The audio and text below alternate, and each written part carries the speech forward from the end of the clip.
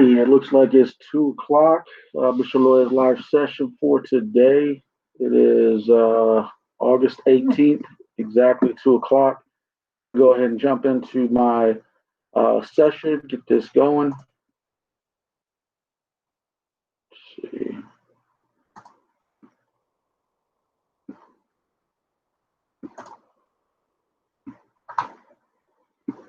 Alrighty. So I'm going to go ahead and jump into this real quick video. Hopefully you guys are able to see it. My computer is acting a little weird right now, so bear with me.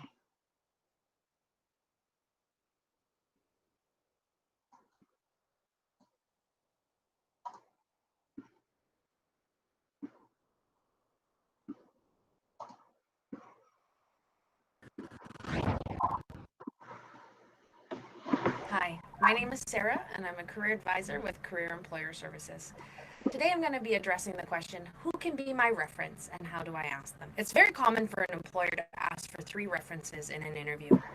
A reference is typically somebody who an employer can talk to regarding your skills, your character, and your past work experience. It's common to use a past employer as a reference. However, if you're just starting out or you're not in a position to, you may have to ask somebody else who's familiar with your skills and experience.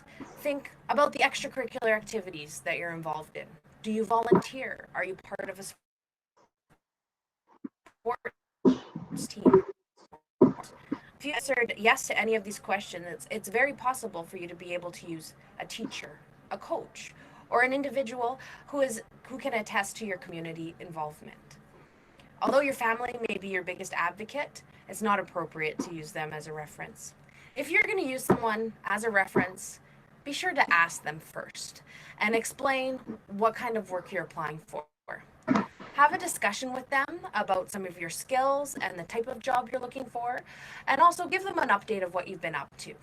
If you do get a call for an interview, make sure you give your references a heads up so that they know they could be expecting a call in the next few days or weeks.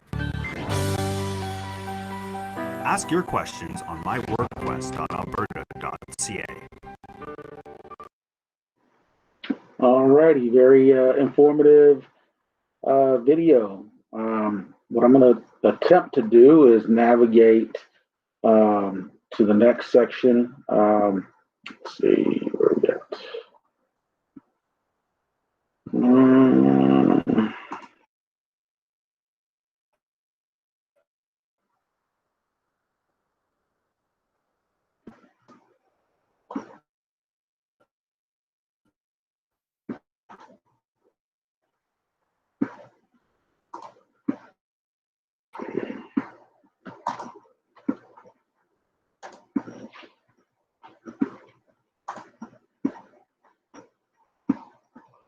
Alrighty, so I found some important information that I'm gonna have to add to my classroom today. I did want to go over it briefly with you guys before I add it to the classroom.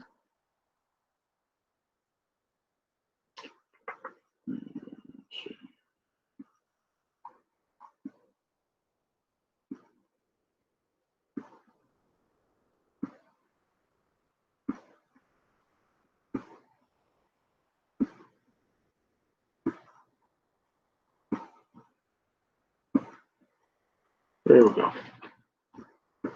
Alrighty. So just real quick update on the information that was generated from that video. Looks like know what they are, ask for permission, let your references know your plans, thank them and stay in touch. Professional and personal references certainly what you want to know how you are doing and how your career is going. Probably need to update that in my own terms. But essentially, your references are going to be, they're going to be here at Job Corps. The people that monitored you, assisted, taught you, gave you advice, all the people that were,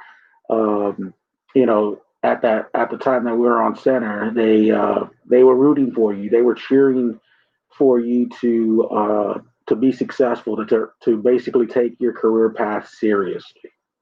I think it's first and foremost an absolute value. Um, I think it's in most cases it's very beneficial to the students. Um, it's like, to me, I feel like it's like family. When I have a student ask for my reference, um, it's one, I certainly, it's my pleasure. I definitely, I don't get that all the time because I have a tendency of being quite particular. But if a student has the confidence and the willingness to be coached, hey, I'm certainly all for the referencing part. But I think it's, one, um, gaining the perspective of where the student wants to go and how I'm going to be able to assist them. Um, do we have like common respect for each other? Are we what are the main things we need to focus on? I ask myself so many questions about the reference aspect. Uh, and I do believe, for the first and foremost in that area, when you ask somebody, definitely want to ask in a professional manner.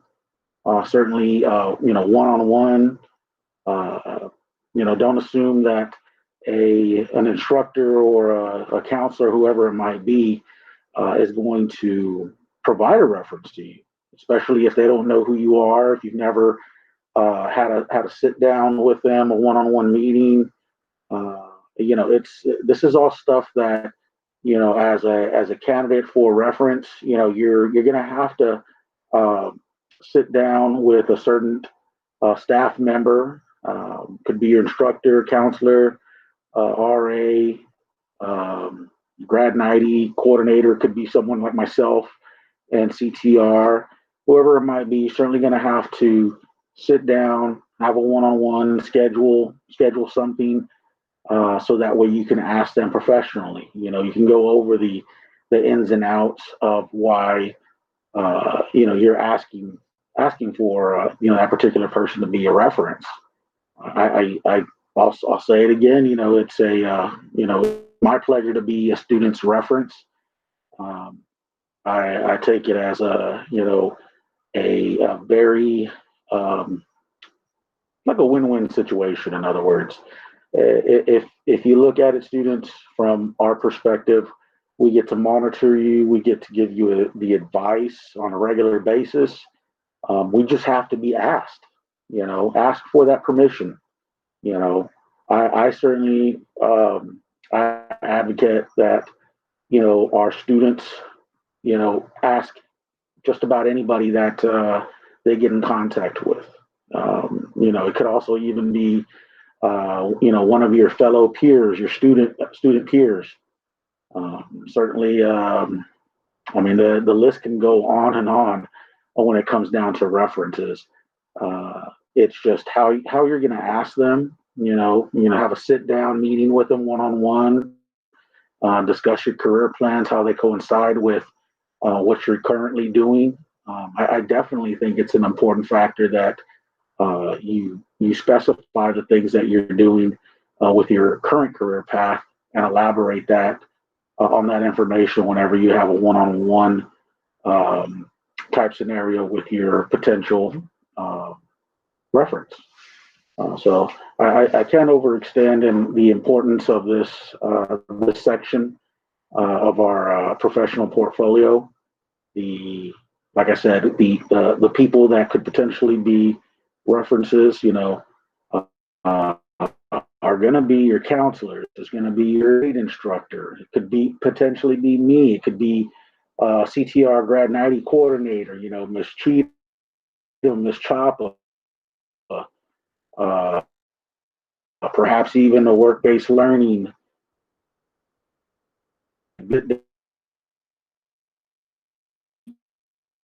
whatever it might be in our current situation.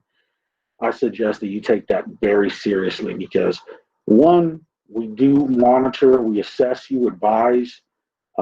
We know a little bit more in some cases than even family, because we're the ones who are tracking the progress of your career path.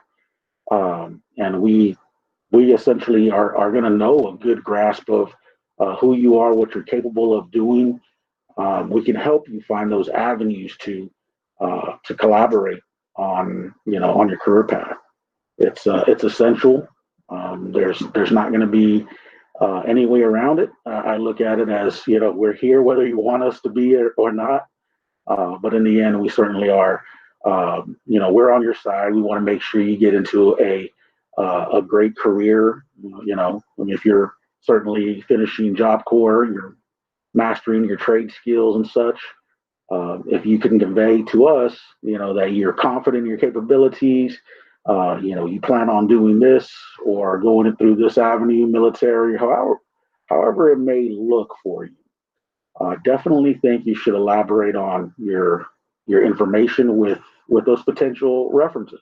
And like I said again, asking for that permission, I certainly feel it's a great benefit for the students. But like I said, it's also my pleasure to be there and assist a student that is willing to go a little lengths to ask for that permission.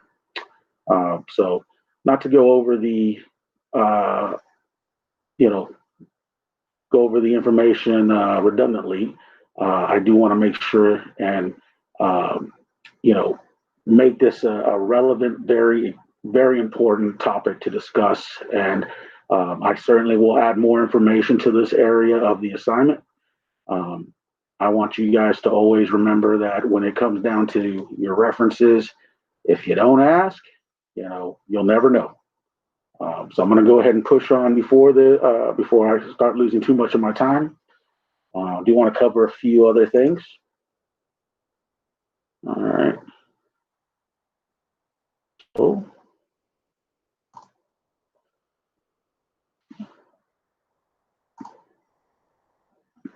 So, again, I'm going to add some more information in this section.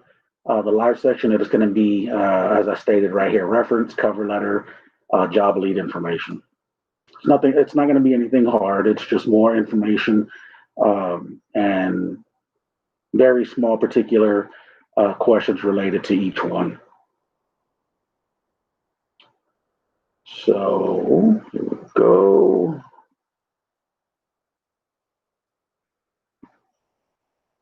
Okay. So obviously this was the next topic that I was going to cover. There's a good little formula. Populate. There's a formula here. I usually suggest that format information. There you go. There's a formula. If you're able to utilize this information, certainly do that. Go ahead and try your best with the formula that I've populated. If not, I would definitely suggest that you take a look at, and please excuse me, I don't know what happened, but it closed the assignment. All right, here we go.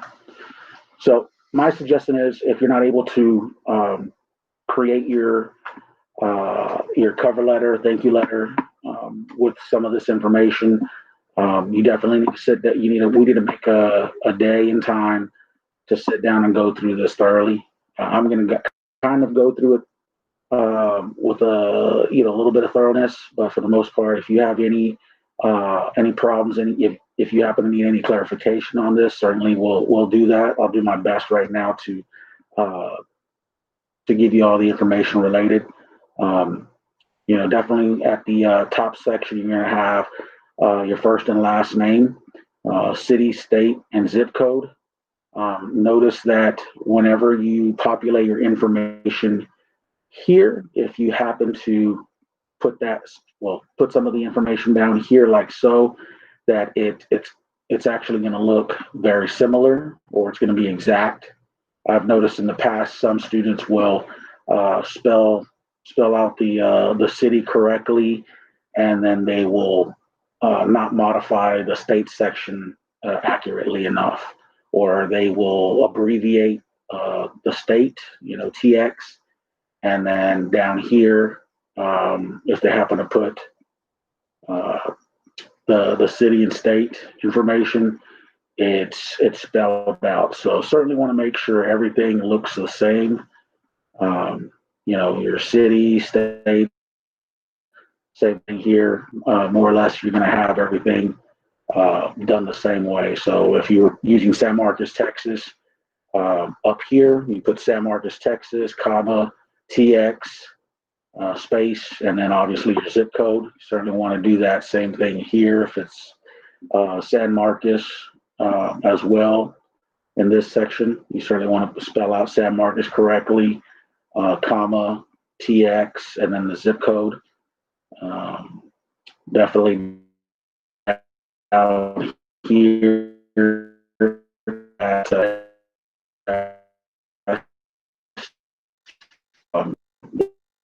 price.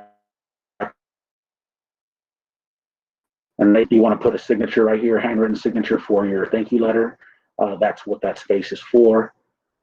Certainly also recommend that whenever you are doing punctuation, specifically your periods, you do want to remember that you need to give yourself 2 spaces after every period. Note this section right here. Let's see, you certainly want to make sure there's 2 spaces after your period. Now back to this section over here. There are specified spaces. Definitely, when you're addressing Mr., Miss or Mrs. Correctly. I would also suggest that if you are going to identify the person, that you utilize their last name first and then their first name. Same thing right here with the dear Mr. And so forth. Make sure they look the same. If you're going to put, again, you're going to put Mr. Smith, John, like so in this area, make sure you are associating the Mr. and Smith in this section like so with the comma at the end.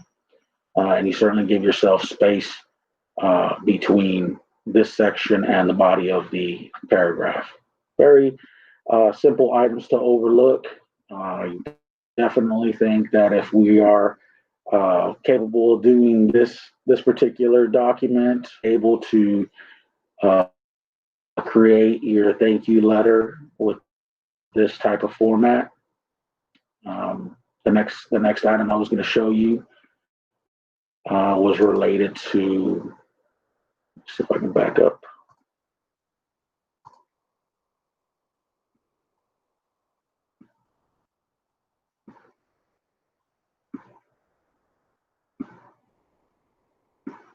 See if I have.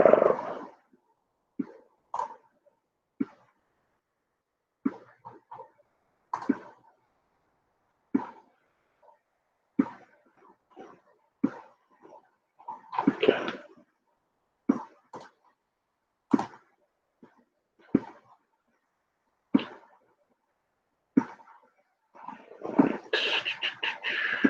So yeah, back to the reference section. I thought I had the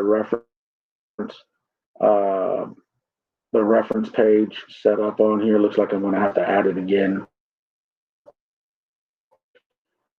But for the most part, individual staff members, they're the ones who monitor your capabilities, your strengths, and help you with your goals and so forth. So I highly recommend that you guys take the time and take advantage of, getting those references while we still can.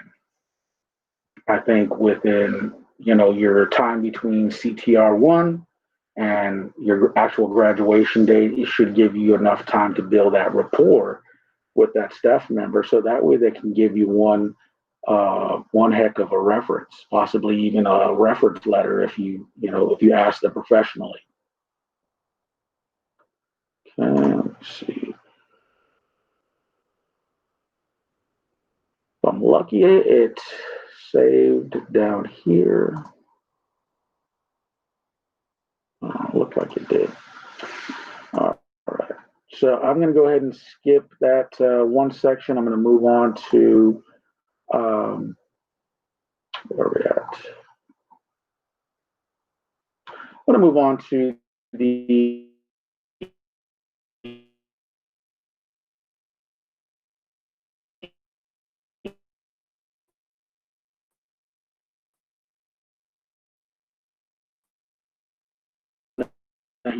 practice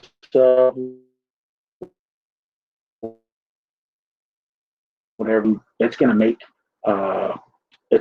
your CTR2 presence and completing the course a lot simpler if you already get in the practice of doing job search logs. A very simple assignment. It will help you out tremendously when you get to CTR2. Make it a good practice to utilize this. So what I'm going to try to do is within this log, I'm going to try to show you this little nifty trick.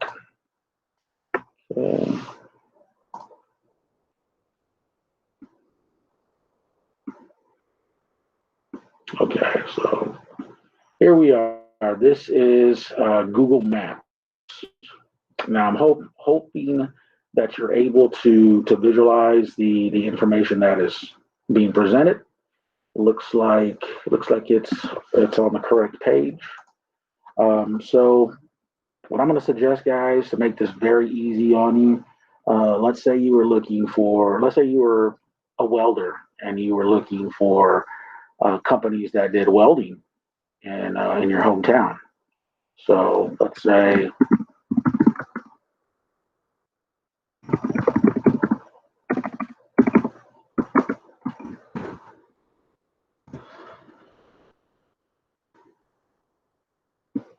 all right.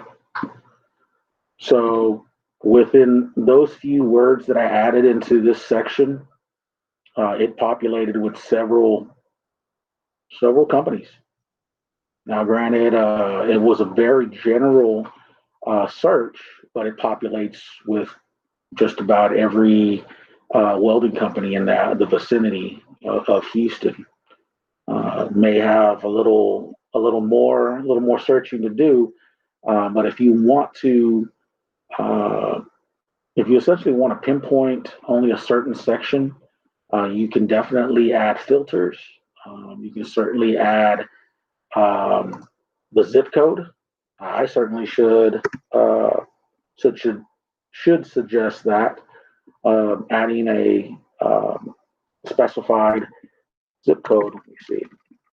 I don't know any zip codes in Houston right off the top of my head, but I do know some in San Antonio.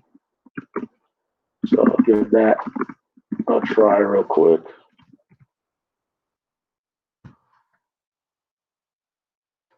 All right.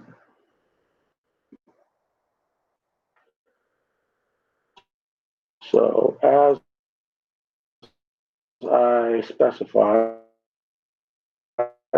it's starting a information related to. Okay, so it's more than most one to understand the concept of this search. Now, I certainly, if I was doing my search, if I was in your shoes, I certainly would suggest that you put your own address or wherever you are currently staying. It could be a search that populates, let's say you're moving to San Antonio, you want to find jobs for that new address that you're gonna have over there potentially. Certainly, you certainly want to find out what's in the vicinity.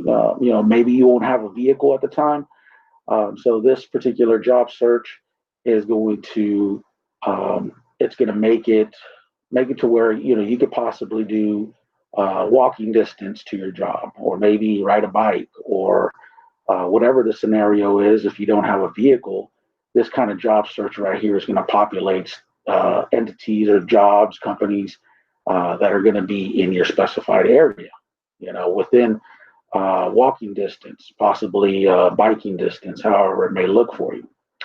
So I definitely suggest that you utilize this little tool when you're navigating for, uh, you know, jobs in your area. Maybe you weren't aware of any of these companies. Maybe you were so busy with your current job that you didn't overlook. That you overlooked uh, a potential career, game changing job. This could definitely be a factoring tool that will help you do the inevitable, finding that job trade match. Certainly, something that we're all rooting for our students to do. And again, this is just one of those very simplified tools to help you get there. Whenever you are, certainly doing your research on the companies that are around you, certainly do research on, their history, certainly do research on, um, their, competition. Knowing their competition certainly is going to address a lot of different things, perhaps even topics that you could discuss while in a potential interview. Think of it that way. If you know the competition, you may have a leg up in negotiating with that employer. It's going to give you a leg up because they might assume that you did some research and you do know all the companies around, but do you know what the competition company is offering? Their their uh, their interview people or candidates, say it that way, interview candidates. Uh, you want to know what those other companies are offering those people, so that way it helps when you're negotiating with whatever company you're trying to get on with. Uh, that, like I said, this is a very important topic, a subject to really uh, kind of condense and put into a strong perspective.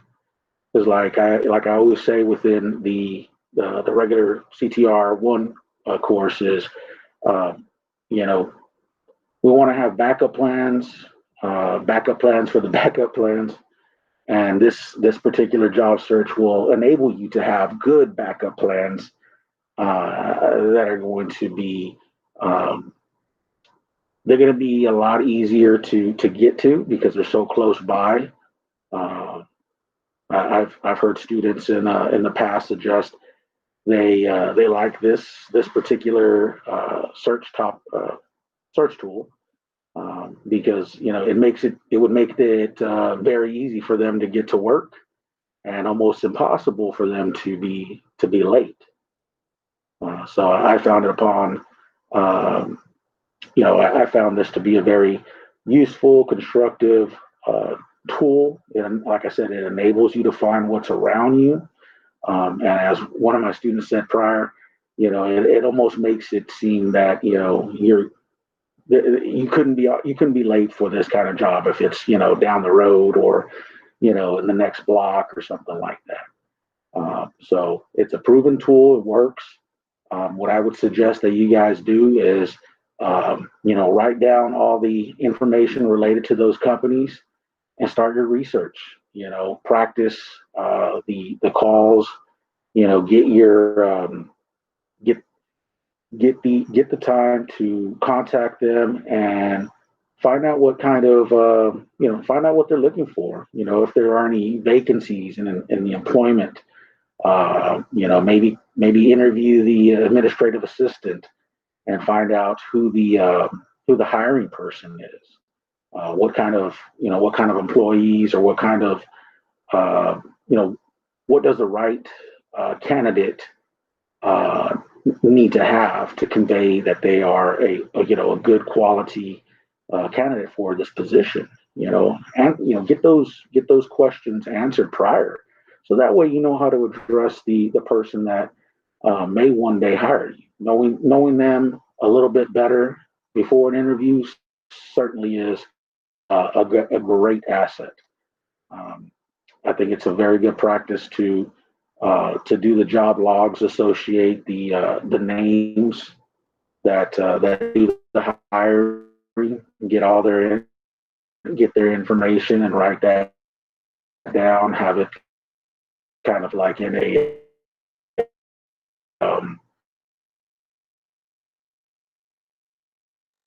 big here. That's an old journal. My red one is the one that stands out. Have a good amount of information related to training, companies that I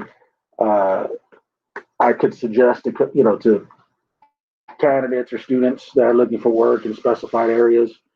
But it all starts with this type of research. You got to know what's around you. If you don't know what's around you, then you're pretty much shooting yourself in the foot. You're possibly overlooking a very good opportunity. You got to look at all the little pros instead of the cons. I definitely think this will help you. I will certainly, once I find the information related to references, I will certainly post that in this section so that way students can have a very simplistic example of references. So again, I'm going to post some questions related to this assignment and also some discussion about the video. As a little the 1 minute video, I suggest that you watch it because I'm gonna be asking questions in all of these sections. Okay, I'm already about 2 minutes after my assigned schedule for live session. I'm gonna go ahead and close out and post this video in the classroom for the students later on. Okay. Well, this is Mr. Loya, live session, August 18th. Appreciate you guys visiting the classroom. Make sure you're doing your assignments, daily check-ins, and if you have any questions, concerns, please send me an email. And if you do have my cell phone number, you can certainly text me. But till then, guys, make sure that you're starting to get prepared for your panel meetings. I do believe this will be the last week that I will have you in my classroom. So just making that a point. Any questions or concerns, please feel free to send me an email. But signing off, have a good afternoon, guys.